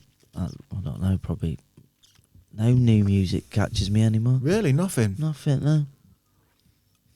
Dun dun dun. So music. I prefer to look at music. It's like is it 35 years today since Live Aid was on? I love old rock documentaries. Mm-hmm. You know, like Fleetwood Mac, Led Zeppelin, Rolling Stones. Yeah, I love the Stones. But you look at the Rolling Stones and U2 are probably the two bands that you can name all four members. Do you reckon? Charlie Watts, Ronnie Wood. Yeah, Beatles, obviously. Keith Richards, yeah. Mick Jagger. Yeah. And then you got Larry Mullen, The Edge, Adam Clayton, Bono. Little Bono, I like to call him. But do you know what I mean? Yeah. I like watching Yeah, the in old fact, documentaries actually- when it's got the old black and white photos and that of them. And Yeah. Well, there's a magic to it, isn't there? There's like a nostalgia that's grown, and again, me and Aidan spoke before about abundance. It's like now we've got the internet, and you said it earlier. Everyone's copying Tracy because everyone's firing. It's like there's that much stuff now. You look on Spotify. I could send you a link today and say, Steph, fucking hell, you're gonna love this band. Check them out, right? And you'll get a link, and you'll look at the artwork, and it's cool, and that, and then maybe you'll play it, maybe you won't, whatever. And it's great, and you do play it, and you go, fucking hell, it's great. But like, it's just a link. It's just a picture. It's just this little existence within your phone, unfortunately, alongside everything else in there. And even though it sounds good, yeah, you might live with it for a bit and listen to it, but unless we've lost that magic of watching a band, knowing a band, reading about a band in Enemy and wanting to go and see him or whatever, or that's the thing. there was less then. There was less. There was like fucking the 5 or 6 super bands, then there was 25 fucking amazing bands, and then you know, whereas now there's just That's what you said. You can see Noel Gallagher on the tour bus putting his socks on. Yes. There's no. When did I say that? You said it ages ago. I reckon on one of these. Right. You can't. Yeah, It's absolutely.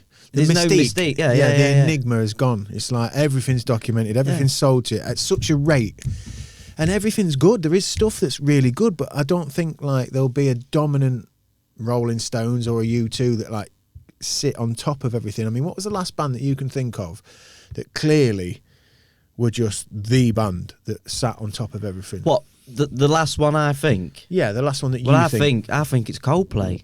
I'm Yeah. not even a Coldplay fan, No. but they're massive. Yeah. They're huge. They're like a U2 and a Rolling Stones, aren't they? Yes, they are, and I'll give you that in the sense of my opinion as well, because I think of a band like Radiohead, and Radiohead are fucking massive, but they've never been in that bracket of kind of like the superstar bracket, not because they're not amazing. I mean, But they can be anonymous like Pink Floyd, though, can't they? They can walk down the street. there you like go. that. What a great comparison, yeah, because they've got that. They're the band's band. Yeah. Like if you speak to Chris Martin, Yeah. Tom York is like, well, here's me telling you what Chris Martin thinks, but my point is when I see other big bands talk, and you know, it feels like Radiohead and bands like the Pink Floyds as well, with the bands, you know, like they're the kind of insider band. It's like they're the bands respect, like they're not necessarily getting a commercial appeal. And if you think about it, it makes a lot of sense, because when something's that creative and kind of cutting edge and far out, it takes a certain kind of mind to be able to grab it. And the reason popular music is popular is because we can grab it kind of free and easy. It's not too complex. We haven't got to work it out too much. That's why the Beatles were the Beatles, Stones, you've said it yourself, U2, and Coldplay even, you know, like the songs are the broad kind of reach. But it's not like you go watch them. It's a show, isn't it? It's not a concert or a gig. It's a show. Yeah, and they play They'll up spend to that. months with that screen. Do you know what I mean? And how it gets built. And they give out all the fucking stuff as well, don't they? Coldplay, don't they give out all like the glow and the dark glow stuff? sticks, yeah. They took that off the kind of, it's like a modern day Jackson Pollock from the Roses, but they've took it. Kind of, yeah, into the now of the technology and stuff. But then again, talking about Mystique, Stone Roses fan. Mm-hmm. But then when they come back, it's like Rennie he left in 94, right? Rennie leaves Stone Roses, and you don't hear of him. It's like Rennie's left, no one's ever seen Rennie. But then he comes back in that press conference 2011. I didn't see it. Opens his mouth. And all the magic went straight away. Like, Did it go for you? Because you love just Rennie. went, yeah. Rennie was a big inspiration. He just spoke and it just went. The old Mystique just went. Because he was just like a dad. Yeah, because that's what he is. Yeah, but that's what it the was internet's Rennie. done, though, isn't it? The internet's done that. Like, if you can be that famous now, in like a, like a superstar of today and keep some mystique, like stay out, which is what a Tom York does, which is what a Johnny Greenwood does, which is what, you know, like some of them manage to do. But then at the same time, the kids, I don't think, broadly speaking, think of them that way because of that. Do you know what I mean? Like, you're not a star. It's 5 minute star now, isn't it? Whatever you're doing, whether it's a reality show or whatever. The meaning, again, it's the meaning. It's the longevity of things has been shot to pieces by just everything now. Fucking internet. Just everything's coming 100 mile an hour. You just need more stimulus. What's next? Well, they were the greatest band last week. What's the greatest band this week? The band I've talked about a little bit is 1975. They seem to be, I think they're like the biggest selling band at the moment. Or like they are the biggest band at the minute, I think. But what's biggest selling now, though? Because Slade has sold 50 million. Who does that now? What does an album sell now? Like Rumours of Fleetwood Mac sold a trillion. How do you measure the sales? Because they're all being streamed. I mean, some people are buying vinyl, some people are buying songs as downloads and MP3s, but so many people are streaming it. So if you look at streams, who's the most streamed music artist at the moment, Aidan? Ed Sheeran's up there. Like, fuck. Pretty near the top. Yeah, bless him. Lovely lad. I listened to his Desert Island discs. Really sweet, really lovely.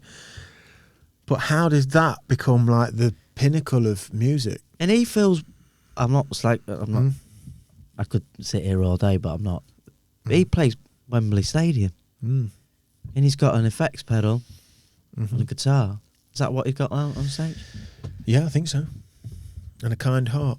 It's huge. I did a podcast with Kieran Rattigan, who's Go Deep Flotation, and he worked for one of the big music promotion companies in the UK, and he put a gig on and looked after Ed Sheeran. Like early on, he was supporting somebody and he gave him 50 quid or something. And I said, what did you see? Like, he said, well, I saw a bit of it, make sure everything was going all right. He said, I didn't really watch it. And obviously with a situation like that, with hindsight, you know, you look back and you think, oh God, what did I miss? But it don't work like that. You know, you just see a kid with a guitar and yeah, it's cool. He's doing, back then it was, you know, that's when that kind of thing started happening, because that's when the loop pedals started to become a bit more attainable for Joe Bloggs, you know. So he's doing his loop and hitting the guitar, and it's cool what he's doing. But I don't know, I've got no idea if somebody like Ed Sheeran is actually sat in his bedroom writing these songs, like word for word, or if he's part of a big machine. Did you see the film about the Beatles with the Indian lad who fucking hell, what was it called? This is fucking podcast gold. There was a film recently, Danny Boyle, who I love, Trainspotting, etc., etc. He directed it, and it was about the Beatles, and it was about this Indian lad who had been ran over by a bus, or some kind of catastrophe had happened, and all the electric across the fucking world went out. And as he come back around, he was the only person who remembered the Beatles. Nobody knew the Beatles. And in that, Daily Mirror gave this song 5 stars. Yes. Daily Mail 4 stars. Yeah. Uncut, a cracking movie. There you go. Well, he ends up having Ed Sheeran's in the film, and he has like a song off with Ed Sheeran, where they're backstage after they've done a gig, because Ed Sheeran loves him. He's like, oh, you're great, you know, these songs are really good, and, you know, why don't you come on tour with me? And he's like, fucking hell, this is it, I'm on tour with Ed Sheeran, and they do the gig. Then backstage in the green room or whatever, they're kicking around, and one of the staff's like, or one of the tour managers is like, you know, they have a song off, just off the bat, you know, do something off the bat. And obviously Matey Boy plays like a Beatles song, and Ed Sheeran's kind of comes across quite humble in it, but like that whole setup, it starts to show you the lad who's using the Beatles songs. As he gets bigger and as he gets a manager and like an agent and all that, they start fucking tailoring him and cutting him and making him be a certain way. And I wonder how much of that might have happened to somebody like Ed Sheeran, who's as big, or is he just, you know, because there's all that crossover with Stormzy, and they're crossing over like the. But it goes well though, and you hear it. But you hear it on the radio, and you go, he can't do that with him. I'm not like pigeonholing people, but you think, and he does a lot of, Ed Sheeran does a lot of whoa, wait, and he goes, and then it works. Because there's an X factor to writing a good song, isn't there? Totally. A song. There's a song. Yeah. And some bands have done it. Look at, like, there's a prog rock band, yes, and they did band. Owner of a Lonely Heart in the end. That's one of their biggest hits, and they did all this stuff in the 70s and then did that. And all their proper fans hate it, but they've just got that X factor for that song. But he must There's have a hook, something. there's something. Yeah, he's definitely got Simon something. Cowell's got it. He knows. He can spot a hit, mate. It's just, what did we do as a culture to then make that the most kind of... Anyway, I need a quick piss, 2 secs. I've got to have a quick piss, sorry. Fucking banging it out of the park. I'm going after Sam. Oh, what time is it? Nearly 8. Is it? 2 minutes late.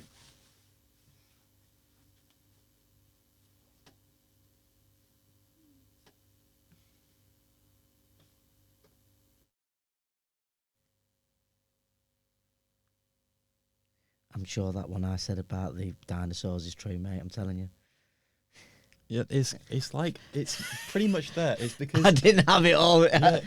Do you know when you just read Yeah, something yeah, and gone, yeah. that's mental? Yeah. If they could have a... Do you know? Because like you see something, it's because like the light bounces off. Yeah. Something, it goes in your eyes. Yeah. It's because you want to overtake the light so the light hits the earth. Yeah. Hits the dinosaur, and then it bounces off into space. So then, if you follow that light, overtake it, then look back at that light, then you're seeing the dinosaurs. So you are like, it is pretty much right. You just got to be quicker than light. I think that's the only part of it. Dropping knowledge.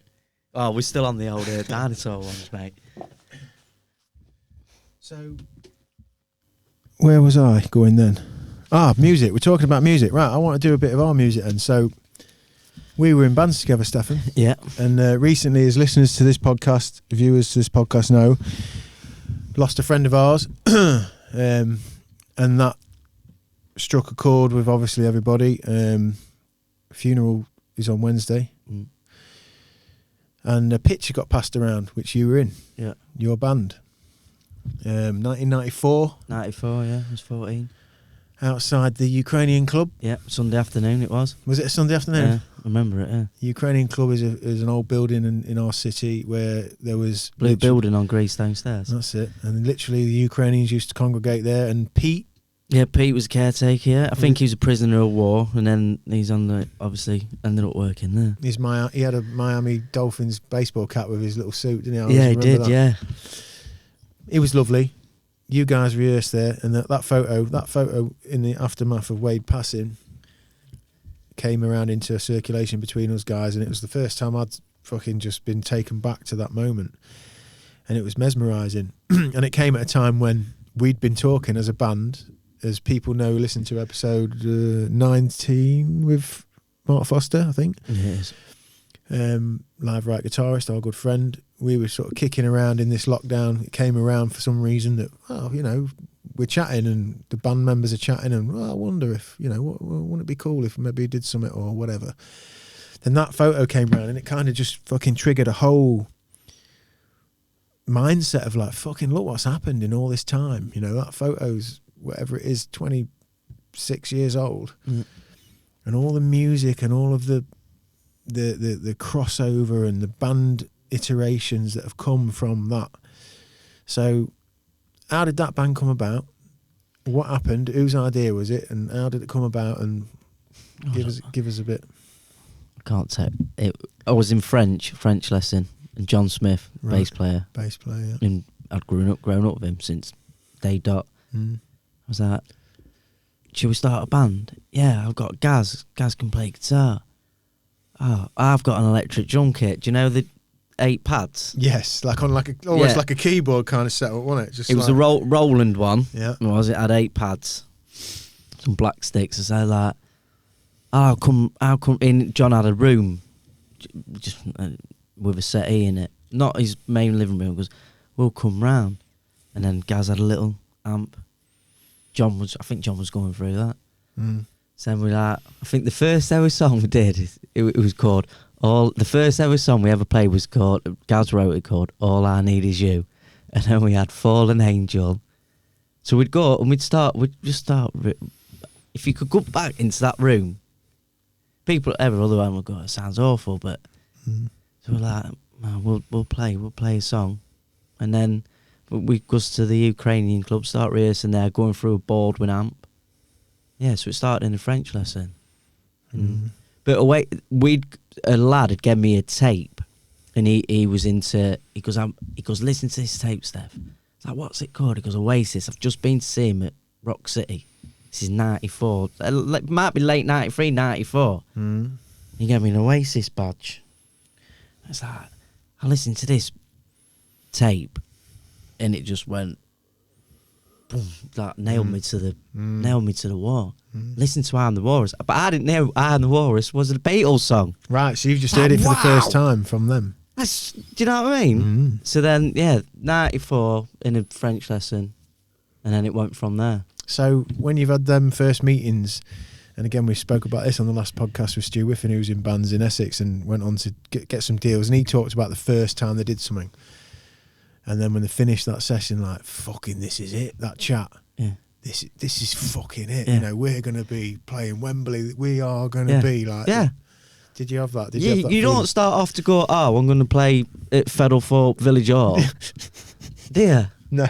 I know it sounds corny, but someone says if No, you're going to aim, do you know yeah. what I mean? You know, when you're playing football, when you was playing at Frompton Crib, say like Fozzie, he didn't set out to go, I can't wait to play for Sutton and Ashfield FC. Yeah. You want to go play for Real Madrid, don't you? Yeah, of course, yeah. So, when you say it sounded awful and all that, and all the rest of it, that, of course it does, because we don't know what the fuck we're doing. But what I find to be universal about that is like, and this is maybe plays into childhood, maybe plays into the imagination of growing up, maybe there's some magic to like discovering the world anyway at that age. But when you're with your friends and you're the most some of the most impactful people on your life are the people you see on the top of the pops and the music you listen to and you share with your friends, and like you say, your friend gives you this tape and you listen to I'm the Walrus, pins you back, then you get in a room and fucking for the first time hearing it, even if it is fucking a bass and a guitar coming through a shitty little Baldwin, the noise coming through and the fact that he's doing it and you're doing it and you're hitting that and there's fucking energy going on, it's like wow. And then that's really powerful, and the imagination gives you the belief to like not doubt it because you're young or whatever. I don't know what it is, you know, because we could go in a room now and have a go at something and it could sound like a bag of shit and we'd be like, oh fuck that, you know, because it's kind of like you've learned it or something. Well, the innocence and naivety's gone of There you it. go. When it must have been strong, that love, because I walked many a time from the Ermine where I lived to the Ukrainian club with a drum kit. I'd have a bass drum, John would have a drum, Gaz would have a drum, and then later on Wade would, and we'd carry a drum kit all the way down there and then carry it all the way back on a Friday night. Mm-hmm. So you're not telling me you're not doing that for... What's that? That's 4 miles or Yeah, something? with a drum kit. Yeah. I can remember ways, later on when we did in bands and doing stuff, and I'd finding ways we'd just take a skateboard and put like a bass amp on a skateboard and push that to Netland, to the Brown Cow. So when you say Wade Cade later on then, so you three are kicking it about, you have that first session in John's... We played a gig in February 1995 at the Falstaff, and we remember he put some photocopied things up with no support, it was just us. Yeah, February 95, I had a blue Fred Perry on, black jeans, blue Gazelles, a blue drum kit. The electric blue ones as well, weren't they? Them like bright royal... Yeah, what Tony McCarroll's got on, definitely maybe. Yes. Got them. So I was like, we're playing the Falstaff, 8 o'clock. No one's going to turn up. Rammed. Of course no one's going to turn up. And our dad goes, do you know what you're doing? Because this is the Falstaff. I've only... I'm not even 15 yet. This is in... well, no, I would have just turned 15. So it's like, we're playing Falstaff. We got there, mate, and obviously my brother... Yeah, older brother, yeah. Yeah, and all his mates from the 2 main pubs up there just come down and just like... He couldn't get served, and it was like... Chaos. Yeah. Yeah. And then Wade joined later on. I think Wade was with us when we played with, not IVFT, but it was called SCAD, and I think we broke the record behind the bar. He took £900 in 3 hours. Wow. Where was that at? That was at the Falstaff. Again? That's the one I was at. And that's when he ran out of beer. That Wade, I think Fozzie talked about it when he dedicated a song to his mum and that in there. Yeah, and we played Grafton House, Battle of the Bands there. And Gaz fell off the stage, didn't he? Was that year or was that before? Yeah, well, as I say now, it turns a bit tragic now. Because when you're 15, 16 and you see someone taking heroin, you don't know. How much older was Gaz? How much older would he be than me? Was he no more than 2 years. 2 years older than you. Yeah. So you're 15, he's 17. And he's saying things and he's doing things, and you're looking at it and you don't know what it is. It's like, he had no guitar. Where's the guitar gone? And he'd tell me something, and I'd just go, all right, yeah. Where's the guitar now? Oh, no, it's at my brother's. Always somewhere like, you know. But now he sold his guitar. And how young was he, do you reckon, when that started happening? So 16. you're if you're 14... He'd have been 16, 17 Yeah. when he'd started it. So when you have that first knock around at John's and you start putting it together, is he just a young lad at that point still? Yeah, it was, yeah. And then it's not long after that when he starts. And then you see it, and then it's like, see it unravelling. Mm. You know, and then he'd that gig where he fell off the stage was, he was late getting there, and he got there, and he was just like, Strung out. He was just like, yeah. And he kept standing back, getting closer to the edge, and I'm looking across from the drum, when he's going to go in a minute, and then he just goes, and then just like, just. And how do you think that gig went? Were you playing all right? Was he managing to pull it off? Played all right, but he knocked his guitar, somewhat chronic, mate, out of tune after that. And it's just, I don't know. It's black humour now looking at it, but. And how long after that was it when he passed? It was quite a long time, actually. I think I was 20 or 21. Were you? Was it as long as that then? Yeah, so because I reckon 5 then, years or so. Yeah. Mm. And then I just found out, and it was just like, And you so just see the demise of him. So with the band, you did the Battle of the Bands. What, you know, you obviously started doing your gigs. Wayde joined. You changed your name, didn't you? So yeah, to Hush. Yeah, because obviously we realised, we thought we could be called The Rain because we heard Oasis was called it, but then we thought no one would know because we're young and naive. Yeah. And you read We're the only ones who know because we love them. Yeah. You think, oh, no one will know. Yeah. Do you know what I mean? Yeah. So, yeah, Wayde come in and just sang Come On Feel the Noise straight. Just come down and just grab the mic. But then we had a singer then, so Gaz could play. Concentrate on the guitar. Because we was only 3-piece, and you realise, I've always been in, you've got to be in a band with a room guitar player, because a room guitar player just gives it. The body. The straight line. Because we've tried to play before without a. Yes. And it just. Because I always think Stone Roses need a room guitar player.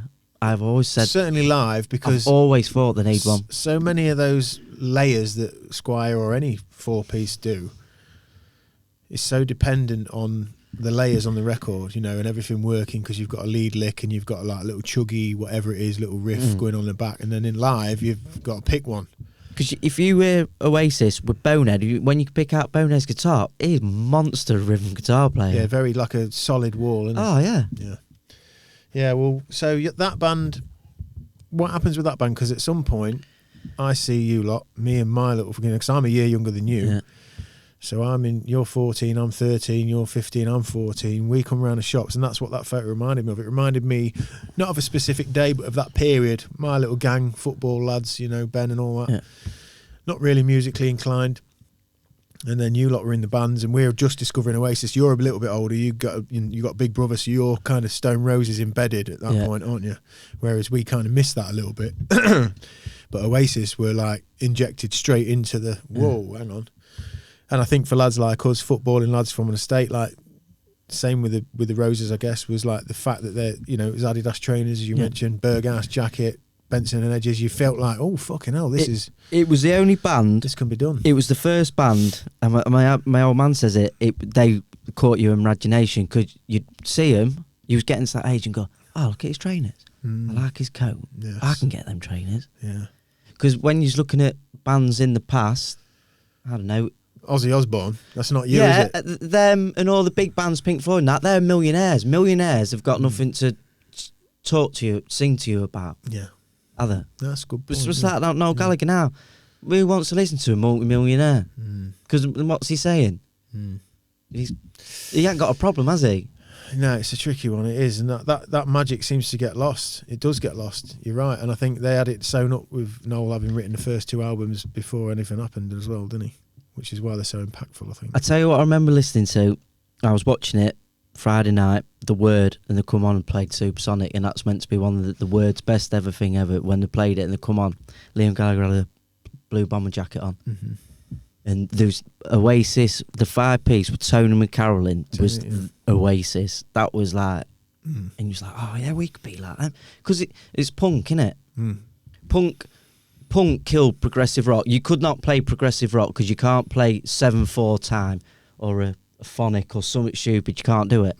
But punk come along, Anarchy in the UK, Pretty Vacant. It says you can do it. But then Oasis come along. You think, well, I can play that. Yeah. I might even be a better drummer than him. He's only done that. Yeah. Oh, wait there. He's played on Definitely Maybe, fastest selling debut album of all time. So it gave you the thing that we could do it. And they had what they had as well, which was beautiful. And at the time, certainly them early albums, certainly Definitely Maybe, was critics were saying they had that punk Sex Pistols Very energy. punky. And they had, with Noel's songwriting, the Beatles melodic, hooky kind of crossover. So they caught the wider kind of audience because they had these melodic, hooky songs, but they had that kind of choppy, raw, and certainly attitude of just like, fuck it, this is what it is, and if you don't like it, then get out of town. Well, you said you'd read about them in The Enemy. You could only read about them in The Enemy. So it was like, gig review, Oasis play the Norfolk. Boardwalk. Yeah. Oasis play Cambridge Corn Exchange. Oasis play Leicester de Montfort Hall. And you're reading about it. And then Supersonic come out and you could see him. Do you know the album cover? He's like, I can see him. Of course, yeah, because I get you, because the journalism, the way the journalism was very, very different, wasn't it? And they weren't. You didn't just appear the next day as a big thing, did you? Either. No, I slowly read about him, and it was like, oh. And then they're on telly. They're on Top of the Pops. But what people forget about Stone Roses at this time? Do you know when they come back? Massive. 94, mate, when they come back on that second coming tour, they was only playing De Montfort Hall and that. They weren't big at all. They were struggling awful. They lost a bit of time. It took them 5 years to do that record, didn't it? Because when the original record came, and then they had the whole Geffen thing that was, with this record label and all that. And it took like 5 years to get that second one out, didn't they? So, Oasis absolutely murdered them. Yeah, and Oasis were out then, and it's almost that's what killed them. Yeah, because if they'd have got that album out a bit quicker, they'd have been in front of Oasis and building their momentum a bit. But they took that long that it came out not a dissimilar time to when this new thing happened, which was a bit bigger, a bit bolder, not necessarily better, different. The Roses, again, and a bit like we said earlier about a Coldplay to a Radiohead, Roses are a band's band. Yeah. Their intricacy, their musicianship, and their songcraft is fucking immense. Whereas, Ian Brown and Noel Gallagher, Noel Gallagher's much more straight down the line, sweeping, hooky in that sense. So how's it affect you as a band then? Your band The Rain, then now you're the Horse, you've got Wayde involved, you've got a front man who's got bags of charisma and his own energy, and he's also buying into that whole, you're in that Britpop fucking... we're in it big Britpop, time then. We're in it. You're proper indie in that. So do you start getting bigger gigs, or what happens? Do you get to a point where you think, fucking hell, we're pretty good now? To the Falstaff, then we're playing Grafton House. But then again, I don't know, it kind of gets clouded. I've only started remembering bits after seeing that photo. But the band that there was like the Scad, who were the one before us, Kev Speed, Stocksy, Skelly on the drums. That's who I looked to, and it was like. But then you lot was rehearsing on a Friday when we was, weren't we? Well, that's what I was going to get to before. So we see you lot. I see. We that shared picture. the rehearsal room, didn't we? So you had paid £2 and we had paid £2. When we see you lot, we were like, fucking hell, we can do that. So you looked to the Scad, we looked to you, and it was like, fucking hell, this would be well cool, like, And it turned out for me, ironically, the lads in my band were, well, I say my band, the lads I knew that I kicked around with from junior school had gone off to a different senior school. But they were having guitar lessons and things like that. So it was like, fucking hell, I ended up in their house, and it was like, right, we can do it, and fucking hell, we're in a band. Yeah, and then obviously tapping you up for advice and what have you, and then we ended up coming to the Ukrainian club. Yeah. And we rehearsed down there when you were down there. I can remember for a little while. I think we rehearsed there before us, and we shared the room, because I always had that Friday night slot for the longest we was down there till like 11 o'clock, and then on a Sunday. Fridays and Sundays, till 11 o'clock and all. That was hard work, wasn't it? Carrying you drunk at home. So what happened then? Remind me of how does it happen how did we end up? How did we make the transition from you coming? You got me I think when I was 17, 18, I might have been 18, 17 or 18, I joined and because that band had split. We'd split, obviously Gaz. So then we split, and I was like, someone said to me, was walking through the park, someone said, they're going to ask you. I was like, so I went home, I was like, oh, they're going to ask you. And I think Flinny said, do you want to join? I was like, yeah, we'll do, yeah, cool. And then I was like, straight in there. And then was in there, yeah. What were we called at that point? Can you remember? Was it Shine? I think it was Shine, man, wasn't it? Shine, the I was main, trying to work this out. Sunrise. Yeah. And who was in it? It was me, Flinny, Lewis, Fozzie, and Fozzie. So it was that lineup. By then, it was that lineup because Yeah. in the time you were in Rain, I was in lineups with Joe Dale and Well, I was doing something with Joe Dale at one point right. at his house with him and Ben Harmon, yeah. Ah, But then I was in between bands at the time. I thought, this ain't going to go anywhere. right. But we was just playing. So when you Yeah, I remember the one with you, Joe Dale and that, yeah. that we were the vinyl then. Where did you play? Get in there. We did a Battle of the Bands. We did. That's got some stories about Battle of the Bands. Yeah, fucking hell, yeah. We did a Battle of the Bands. We did a couple of school shows, bits and bobs at school. Because I'd have been like 14 then in that band. And then by the time we developed and got Shine going, you come across, and then we were kind of began our little journey then into becoming LiveRiot, didn't we, down the line? Yeah, because was it Time Rise probably stopped when we was, 20? 19, 20? Yeah. So Shine, that band, that lineup kind of developed into, I think that was about the time, I think we named that band because of bands like Coldplay and that, I think we were like, fucking hell, we need to put two words together that don't go together or something. I can't remember. Fozzie seems to think we were looking at a dictionary or something. I can't remember. Not what was that? Whose dictionary was it? Was it Doorstop? Must have borrowed it.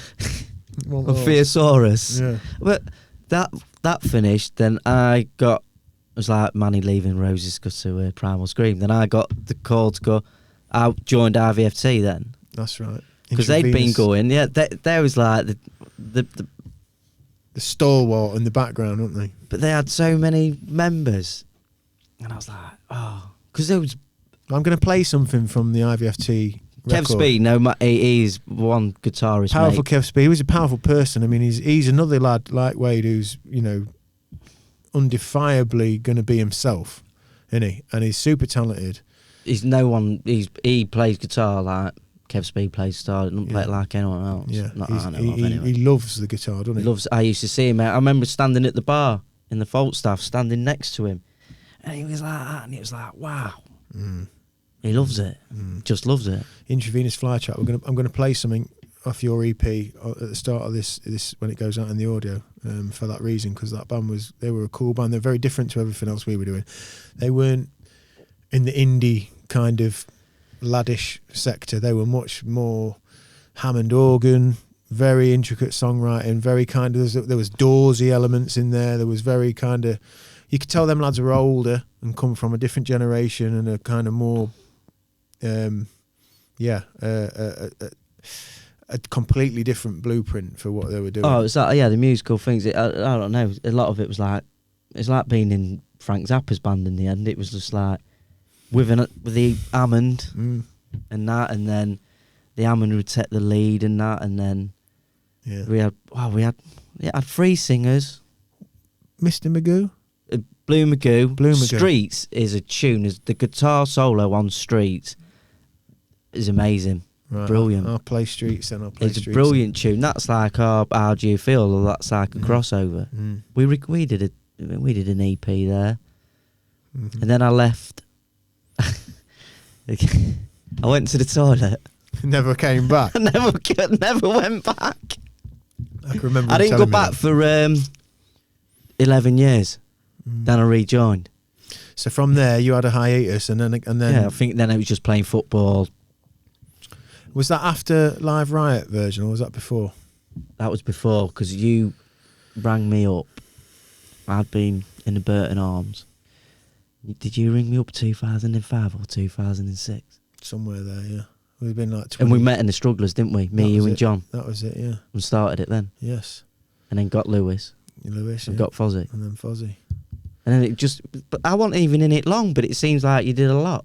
Yeah. Because it's intense, isn't it? Yeah. Well, LiveRiot, we'd learnt a lot by then, and we put it out there, and we were like a little bit older, and knew a little bit more, didn't we? Yeah. And started to hone it a little bit. It started to sound pretty big and round, and we were quite efficient, and we were making it to rehearsals. Other than John, I mean, I'd have to fucking go and collect John from fucking Timbuktu just to get him to a rehearsal. Do you remember that time you went off to watch? Was it Euros? It was. Or was it World Cup? It was Germany World Cup, wasn't it? And I was waiting to come back. it was our first gig, and we had a right big setup for this gig, didn't we? We'd gone to town with the gig. We had the football lined up, so we weren't going to lose no football fans and all that. I think England must have won or something, and he ended up getting on some crazy fucking... I got bored of hearing his story in the end. He hooked up with some girl from Liverpool, I think, didn't he? And went on a crazy love bender. Never came back, and then we just sacked him, didn't we? We couldn't have that. But like Gaz, I mean, God bless John if he ever sees or hears this. We send you love, brother. But he's out there battling against the elements, isn't he, now, of drugs and homelessness and... Well, it's like that. I read that description on YouTube the other day. I read it out to Rachel, and I think in the end she must have been looking at me because I was. You think I'll read it, I'll read it out, and then you start reading it and going, shit. For people listening, that's the description. We did a little tribute song to Wayde, and it talks about that photo. Yeah. That photo's in the video, and it talks in the song's called 4 Kids on the Corner, Yeah. based on this story, basically the lineage. And when you look back, that photo you lads doing that band had led to this whole thing, and Wayde and Gaz dying, and just looking at life and fucking realising what's happened. It chokes you up a bit. A photo gets a bit freaky in the end because we would have took that photo. I'd have gone, right then, come on, you stand there, you stand there, you stand there, and then you stand there and get frozen, and then you look back on it and it's like. And back then there weren't many photos. There's no fucking camera phones. There's no internet. There's no shit. There's no and that dawns on you as well. It's like, oh fuck, there's a few moments that we've captured. Oh, there's hardly any photos. Do you know what I mean? If you can pull a recording out from back then, it's... But we have... Do you notice we found some things? More that I thought RG Feel was lost forever. Yeah, me when too. I heard that, Me too. and I put it on my headphones, and this is how technology changes, so I started playing it on my drums. It's like, I'm playing that song through my headphones That song on this drum kit. How old's that song? It's just over 20 years old, isn't it? Yeah, it's got to be. It's got to be from that. That's from the Time Rise era. That's from literally even Shine, I think. Yeah. I think that's even from that. I think it's like 23, It's like a 7-minute tour de force, wasn't it? It is, yeah. Yeah, I was so chuffed to hear that. He was on this podcast with Fozzy where he was like, no, I've got that. I was like, oh, fucking hell, great. And then he sent us it in the chat, didn't he? Yeah, someone sends it, then you put it through your headphones, and then you're playing along to it. Yeah. You'd have never thought that. And you can hear in that, I mean, that is a nod to Oasis, that tune. You can hear it. I mean, the song itself isn't so, it's much, you can tell that Fozzy is a big Mannix fan, and you can hear that kind of James Dean Bradfield kind of descriptive lyrics and powerful, emotive, art on his sleeve kind of songcraft. But what you can hear in the decoration, in the playing, and in the energy, you mentioned Bono's rhythm guitar, and that there's a wall of sound, and there's all the leaking guitars going in and the leaking guitars out, and all the overdrive and distortion, and that whole kind of definitely maybe kind of punky, feedbacky feel. Yeah, I was really impressed with that. So that leaves us then at a point where all of this sadness that we've experienced recently, and the reality of life and time passing by and looking back and reflection and reminiscing and all that has happened at a time when we happen to be chatting about, well, maybe we could get together, dad band, and have a kickabout and just have a, wouldn't it be fun to maybe play How Do You Feel or Breakout or whatever. And everything happening and everything gone the way it's gone, it just feels like, I don't know, it's like it's pushing us towards doing something. But is it when we're going August like 13? I think from after the podcast with Fozzy, which we got shitloads of really cool messages back from people fucking messaging the podcast and the email and inboxes and stuff saying, fucking hell, listen to the podcast. I can remember those nights at Grafton, and I'm talking about girls that I went to school with that I mean, and apologies, I don't remember a lot from back then. I thought I was Ozzy Osbourne, when you spin a fucking little Les Paul on its back, yeah, and you rack a fucking you rack a few lines of bass up, yeah. I had the recording to that gig after that, Have you got it somewhere? Well, no, I listened to the recording. Obviously, the drums 100 mile an hour. perfect in every way, but just so fast it's unreal. It's unreal. We thought we literally, because we did think we were twanging them lines off the back of a guitar, right, in the rehearsal room, collecting our gear, weren't we? At like fucking 4:30 in the afternoon, bashing the fucking fetting, did a little bit of speed, like we're rock and rollers, we're going to take the roof off, we're going to be at Wembley. And I remember being in the cubicles upstairs. What, at Grafton House? At Grafton House, and like going again with someone in the toilet, and then I think you were in there, or someone was in there. It's like, oh, we're on in a minute. It's just calling. It's calling a name. It's calling us on now. Fucking oh shit. Fucking get down there. Got in there and cracked on with it. And we had a bit of tribulation in there, didn't we? I think we were supposed to go through to a semi-final or to the final in one of them or something. And I remember the bloke. He was called Northie. He was like one of them Lincoln hippies. Yes. Well, not a Lincoln. He was like he must have had an old Bedford ambulance that would have been in the garden with no wheels on, and his house would have had spider plants in the. Do you know what I mean? And he'd wore them trousers, like the tie dye. He'd have had dreads. Yeah.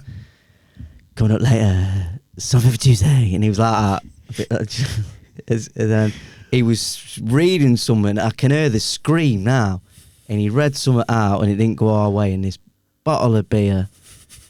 It would have been Holston Pills back then. It was the 90s, wasn't it? Would it have been Holston? Yeah, that would have been one of them. Yeah. And it hit him full. I'm not condoning this at all. This was just something that happened. And just the scream while the beer went down and we didn't go through. I think a band went through who had a ironing board with a keyboard on it. Yeah, it was. We had a heavy crowd in there, and you know, who knows who was better than who? How the fuck do you measure a primal fucking goth band against? But we went through, but we only had 4 songs. Yes. So we had to play them 4 songs again. That's right. And then we didn't get the nod going into the final or whatever it was, and then and after that bottle of chair went, didn't it? And then it was OK Corral in there. It went fucking off, didn't it? People fucking slapping their own people. It was chaos. It was I didn't even take no drum stuff. I thought I'm taking sticks. I'll borrow stuff. I'm not walking in there with cymbals and that, because I'm going to Sugar Cubes after. Got to think about the important shit. I'm off clubbing after. I ain't carrying shit about. I just borrow his. Borrow your snare, mate. You know what I mean? Yeah. And it just all went off. No, but you was in LiveRiot. Yeah. What, 2006, 2008? When did you finish? Late 2008, or? I think it was late 2008 because obviously I left in February 2007. Yeah. I'd lasted a year. Yeah, so we've done a year just over maybe, and Do what drummers all do. then we did another Leave. year, and then I think I got involved with Michael McKeon in episode 13, I think. And he had a project where he wanted me to sing on some dancey kind of stuff, which then I did that. I did a couple of demos for him, and I found that really intriguing because it was all this like laptops and fucking synths. What, and then like, realised you didn't have to have 5 lads in a room? maybe, I don't know, but like for me, probably what's more realistic is just something different, something new, something like, oh, I don't know this, like, oh, what, you press that and that happens, and then the beats are different, and I'm singing different and the songs are different. So yeah, I ended up crossing over into Lost Souls, and I think we were, by then you'd left, I'd had another drummer. There's 3 drummers, isn't it? Yeah, Fozzie mentioned this in the last podcast, you know, like we'd had 3 drummers, fucking 3 bass players or whatever it was, and 3 guitar, and you just, every time you've got to go back to the drawing board and start again, and right, this is how this song goes. It's at least 3 months, isn't it? Yeah, is it at 3 least. months? Yeah, and that's if everybody's like there every time. And then he can't be rusty. Then you've got a warm-up gig, haven't you? As I say, I would have never stayed anyway, because obviously Max got poorly in that October. But yeah, your little boy was poorly, wasn't he? But it was magical days. And listen, as we sit here today, you know, we've had a drink tonight for absent friends, and we send love to John, and we hope that he's all right. But as we sit here, Fozzie's podcast had lovely messages, people talking about them times, people kind of poking me about, oh, you know, going to do something. So we've had a chat, haven't we? And we're definitely going to go in a room and do what we said we're going to do, which was let's go in a room, make some noise, and see how it feels. I need to get fit. Yeah, you got to get fit, man. You can play them drums for 35 minutes or something. It's hard. I did a song the other day. Is it Safe, Solid and Beautiful? Safe, Solid and That's Beautiful. the one where Rachel put that filter on my teeth, and I come downstairs and just jumped on the bed, and I was like, you only played one song. I was like, yeah. Oh yeah, I know. But yeah, you got a condition, haven't you? Because you're trying to play. It's like when you listen to music. I think we put a song up the other day on WhatsApp, and I think we was everyone was picking at it, but you're playing it when you're 27. You've probably got no kids, or you got one kid, or blah blah blah. You're fit. You just got a whole. And you just you look at it and go, oh, you know, like this, but it ain't. It's naivety. It is. It's of its time. Always. What I'm really excited about is number one, the hardest thing that we're going to do now. It's not what used to be hard. What used to be hard was, have you got any fucking money? Yeah. We're going to have to blag We're going to have to blag Pete, right? You just tell him that we'll pay him at the end. You'll nip into the. We blagged a taxi once. Everything. From Boston. Fucking. Do you remember that? Axe and Cleaver. Yes. Played on the same stage as Genesis. Genesis. Phil Collins. Well, no, it was even before that. It was Peter Gabriel. I was furious on the way home from that gig when I. What? Because the song stopped halfway through. Because we were just shit for some reason that night. As I remember it anyway. I can remember being. You could tell when you're playing the first song, can't you? But yeah, we've done some crazy shit. I'm looking forward to getting in a room, and we'll report back. I mean, at some point, if we do get in a room and it goes good, we'll get everybody in here. We'll get the old band in here, and we'll just have a little piss up on a Friday. We'll organise it so no one's got to drive, and we'll have a jolly, and we'll properly go down. What, like taxis in that? Memory lane. That's sensible. Yeah. Well, I hope that this time the problems we did have was that we were young, naive, fucking didn't have no money. We had to beg and borrow and whatever, but we had the energy. Whereas this time, we're all grown ups. We've all got, a couple of pence in our pockets. The difficult thing is going to be able to muster the time and the energy and the belief and the commitment to it, because there's kids and there's fucking mortgages and there's businesses and there's people are different and you got to fucking work it all out. But if it sounds right and it feels good, and I think now as this conversation has been from the start to the finish, we've talked a lot about screens, code, digital. There's something about, and even for me, I've done a lot of music since we done our stuff. I went from that band Lost Souls, which started to be a bit synthy but still guitars and drums, to then full on electronica, which just two of us, laptops and synths and fucking programmers and glitchy.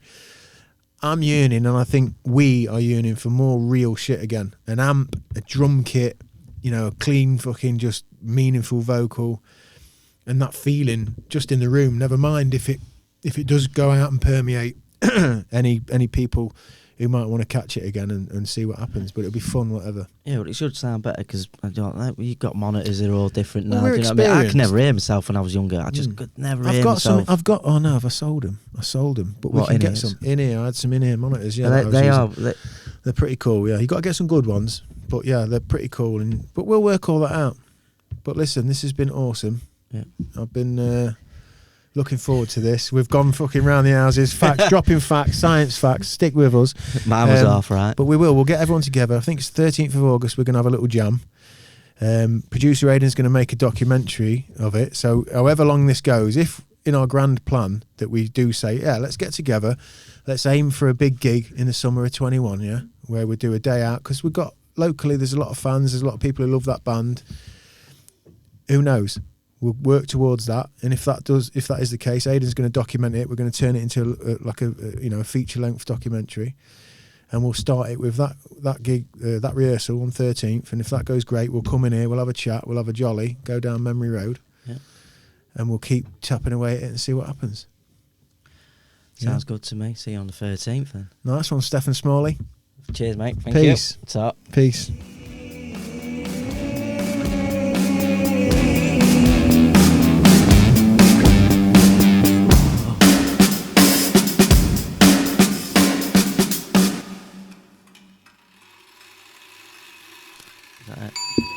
Yeah, baby. I didn't even know warning when it was starting. I was like, That's the best.